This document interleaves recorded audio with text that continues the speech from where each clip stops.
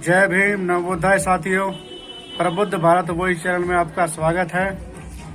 आज हम गए थे आयानगर में, छतरपुर विधानसभा में पड़ता आयानगर वार्ड। आज धर्मेंद्र जी ने एक सभा का आयोजन किया था, जन जागरण जागृति अभियान, जिसमें भारी संख्या में लोगों ने अपनी उपस्थिति दर्ज करवाई और उनको सुना। तो आइए सुनते हैं धर्मेंद्र जी के विचार। साथियों, मुझसे पहले बहुत सारे वक्ताओं ने बड़ी अच्छी अच्छी बातें आप लोगों के बीच में रखी। जैसा कि मैंने बताया था कि हम लोग नए साल पे हमने एक संदेश भी भेजा था कि भाई हम नए साल से महापुरुषों के संघर्ष को जानने का प्रयास करेंगे और उसको ज़्यादा से ज़्यादा समाज में पहुंचाने का प्रयास करेंगे। तो आज ये पहली मीटिंग है, आज दिनांक 10/1/2021 की ये पहली आज सभा बुलाई हमने, और इसमें हमने उन चुनिंदा लोगों को बुलाया था कि जो लंबे समय से बाबा साहब के मिशन मूवमेंट में सक्रिय थे। इसलिए हमने आम आदमी को हमने इसमें नहीं बुलाया था। साथियों, आज मैं बाबा साहब के जो आंदोलन है, उस आंदोलन को किस प्रकार बाबा साहब ने आंदोलन चलाया, उसके क्या परिणाम हुए और वर्तमान परिस्थिति पर प्रकाश डाला। बाबा साहब डॉक्टर अंबेडकर ने अपना राजनीतिक सामाजिक जो आंदोलन है वो शुरू करा था 1916 से। 1916 में बाबा साहब ने ये आंदोलन शुरू किया था। और जब बाबा साहब ने ये आंदोलन शुरू किया था तो कहां से करा था? पी बाड़ू एक क्रिकेट प्लेयर था जिसने बहुत ही महारत हासिल की थी क्रिकेट में। उसके सत्कार के प्रोग्राम में बाबा साहब गए थे और वो अपनी चमर जाति से था। बाबा साहब ने वहां से अपना आंदोलन शुरू किया था और उस समय बाबा साहब की उम्र कितनी थी? 25 साल। 1891 में 14 अप्रैल 1891 में बाबा साहब का जन्म हुआ था और 1916 में बाबा साहब ने अपना आंदोलन शुरू किया था। उस समय बाबा साहब की उम्र कितनी थी? 25 साल।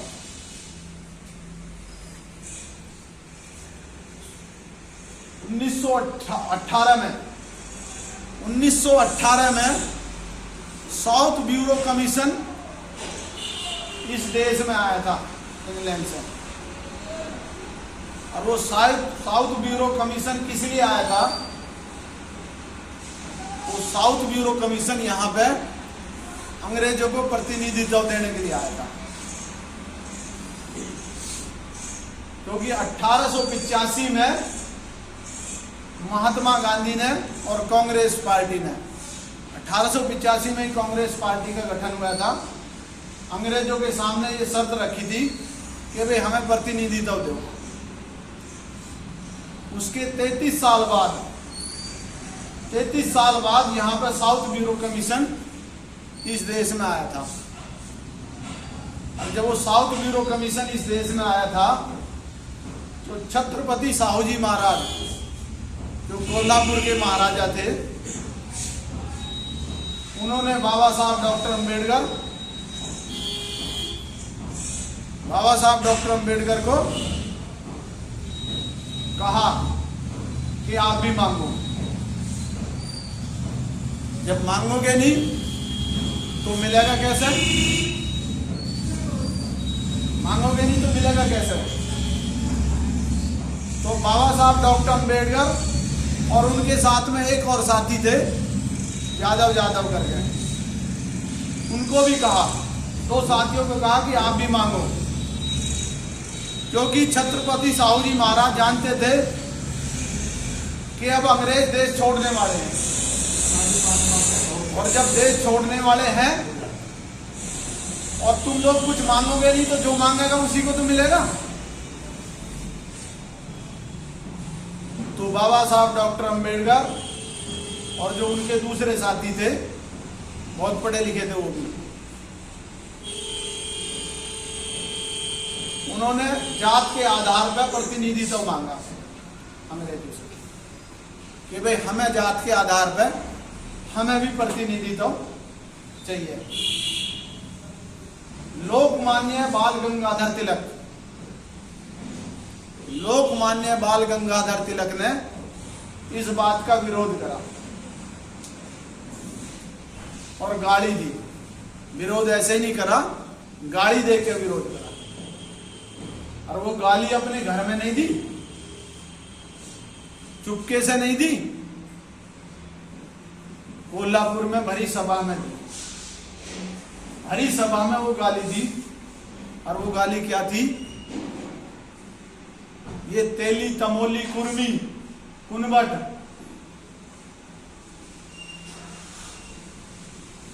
ये विधानसभा में जाके क्या करेंगे? हल चलाएंगे क्या?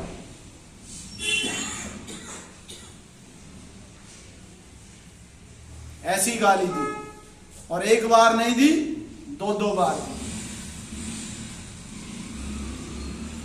विरोध करा और उस विरोध का परिणाम ये निकला कि साउथ ब्यूरो कमीशन को वापस जाना पड़ा।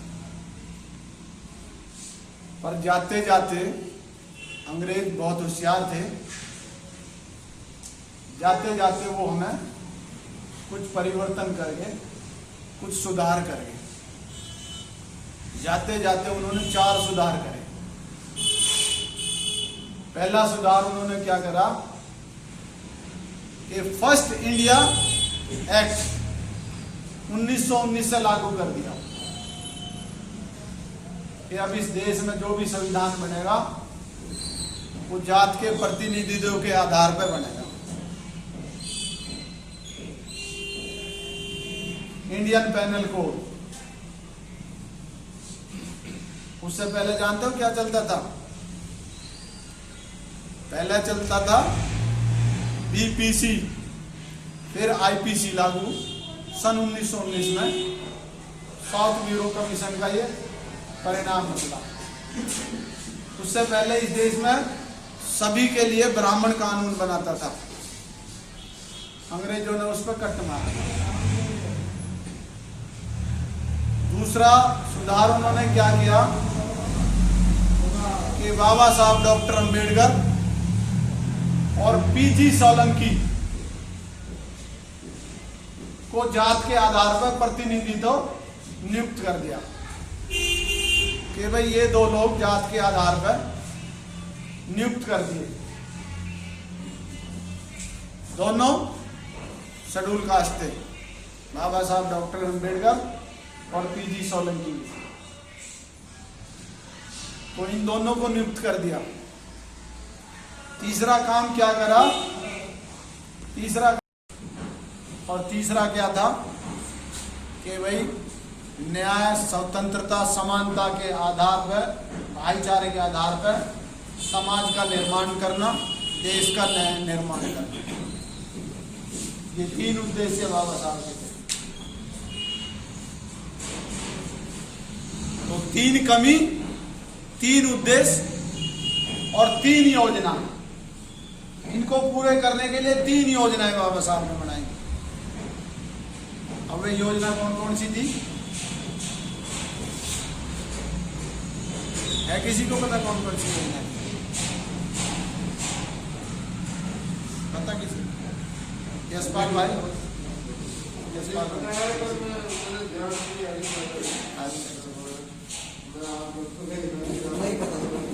वो 3 योजनाएं थी बाबा साहब की। हाँ, यहाँ से आगे तो हम बाबा साहब की विचारधारा में चल रहे थे। बाबा साहब ने कहा था 1952 में मुंबई में सिद्धार्थ कॉलेज में बाबा साहब ने कहा था कि मेरी जय जयकार मत करो। और देखो हमारी वो देखो कि हम बाबा साहब की जय जयकार करते हैं। बाबा साहब ने कहा था मेरी पूजा मत करो, हम बाबा साहब की पूजा करते हैं। और बाबा साहब ने कहा था कि मेरे आंदोलन को मेरे आंदोलन पे अपनी जान दे दो, मेरे आंदोलन को पीछे मत जाने दो, उस पर अपनी जान दे दो। हम जान नहीं देते। दी जान, मान्य और साहब काशी राम ने दी जान, दी जान, दीना भाना न दी जान, दी ना दी। आज जो हम बोल रहे हैं, इन्होंने अपनी जान दी, अपना सब कुछ त्याग दिया, अपना घर परिवार सब त्याग दिया। आज हम जो बोल रहे हैं उनकी वजह से बोलते हैं, दी जान।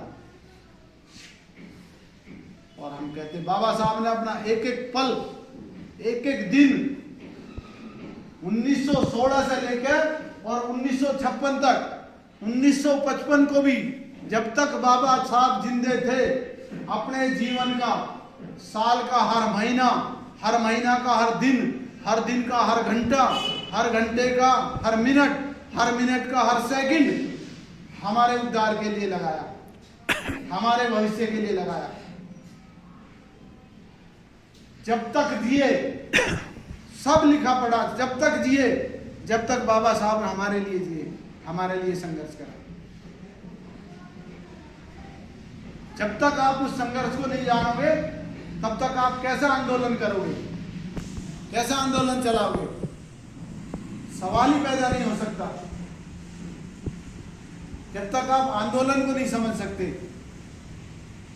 मैंने कहा था कि हमें बाबा साहब के आंदोलन को समझना है। बाबा साहब ने आंदोलन कैसे चलाया, कितनी दिक्कतें झेली थी। 5 संतान थी बाबा साहब के, और 5 में से 4 संतान बाबा साहब ने कोई। जब बाबा साहब लंदन में पढ़ने गए हुए थे, तो माता रमा भाई ने लेटर लिखा कि बाबा साहब, हमारा बड़ा बेटा गंगाधर, उसकी तबीयत खराब है और मेरे पास कुछ पैसे नहीं है। कैसे घर चलाती थी वो? उपले चुपके लाती थी कंडे, उससे बच्चों का पेट पालती थी, और उसमें से पैसा बचा बचा के बाबा साहब की पढ़ाई के लिए भी भेजती थी। तो माता रमा भाई ने लेटर लिखा कि हमारा बड़ा बेटा गंगाधर बीमार हो रहा, कुछ पैसे भेज दो। तो बाबा साहब ने प्रतिक्रिया में क्या लिखा? बाबा साहब ने जो पत्र लिखा कि रमा, मेरे पास यहाँ खाने को भी पैसे नहीं है। जिस मकान में बाबा साहब रहते थे, उसकी जो मालकिन थी, वो उस मालकिन मुझसे तय कर रखा था, वही खाना देती थी। तो पूरे दिन में एक बार खाना खाते थे बाबा साहब, और सुबह 3 ब्रेड खाते थे, या उनके दोस्त ने पापड़ दे रखे थे, वो पापड़ खाकर अपना टाइम पास करते थे। ऐसे नहीं थे बाबा साहब के भी पास। तो बाबा साहब ने लिखा कि रमा, मेरे पास भी पैसे नहीं है, मैं यहाँ खाना भी एक दिन का खाता हूँ, तो आप ऐसे करो कि जो गंगाधर जा रहा है उसे जाने दो। है कोई माई का लाल हम में से जो इतनी वो रखता हो, अपने बेटे के लिए ये बोल दे कि भी उसको जाने दो? ये पत्र में लिखा हुआ है। आज भी आप लंदन में जहां बाबा साहब रहते थे, वो म्यूजियम बना दिया वहां पे, कोई देखना चाहे तो जाके देख सकता वहां पे। वो लेटर आज भी रखे हैं। मैंने बोला ना, 40 साल बाबा साहब ने अपने, जब तक जिंदे रहे, 1916 से 56 तक 40 साल बाबा साहब ने संघर्ष करा, हर पर हर घंटा हमारे लिए लगाया। है कोई ऐसा? आज तो आप बात करो बाबा साहब की विचारधारा की बात करो, आप 14 अप्रैल जयंती की बात करो, आप किसी की भी बात करो, तो कहेगा यार बात तो ठीक है, मन में इच्छा भी है पर टाइम नहीं है। टाइम ही नहीं है उसे। हमको यहाँ पे लाके खड़ा कर दिया बाबा साहब ने, और बाबा साहब के आंदोलन को समझने के लिए हमारे पास 1 घंटा नहीं है, उसको जानने के लिए हमारे पास 1 घंटा नहीं है। और हम बात करते हैं कि भाई हम तो एवरेस्ट पे चढ़ जाएंगे। कैसे चढ़ोगे एवरेस्ट पे? यहीं से चढ़ जाओगे? एवरेस्ट पे चढ़ने के लिए वहां तक पहले तो वहां जाओगे ना, तभी तो चढ़ोगे, या यहीं से चढ़ जाओगे एकदम सीधे? वो बाबा साहब ने, और जो मकान मालकिन थी, वो इतनी चिड़चिड़ इतनी परेशान करती थी। बाबा साहब ने अपने एक दोस्त को पत्र लिखा था, उसमें कहा था कि मेरी मकान मालिक इतनी परेशान करती है कि अगर कहीं नरक है तो मैं कहता हूँ इसी औरत को मिले। कितने परेशान होंगे उससे? बाबा साहब कभी किसी के बारे में गलत नहीं सोचते थे, गलत नहीं बोलते थे, और उसके बारे में ऐसा लिख रहे हैं दोस्तों पत्र में कि वे अगर नरक है तो वही सही मिले। तो कितने परेशान होंगे। और जिस मकान में रहते थे उसके पीछे से ट्रेन जाती थी, और ऐसे माहौल में बाबा साहब ने पढ़ाई करी। किसके लिए करी? हमारे लिए करी ना। हमारे लिए बाबा साहब ने ऐसे माहौल में पढ़ाई करी।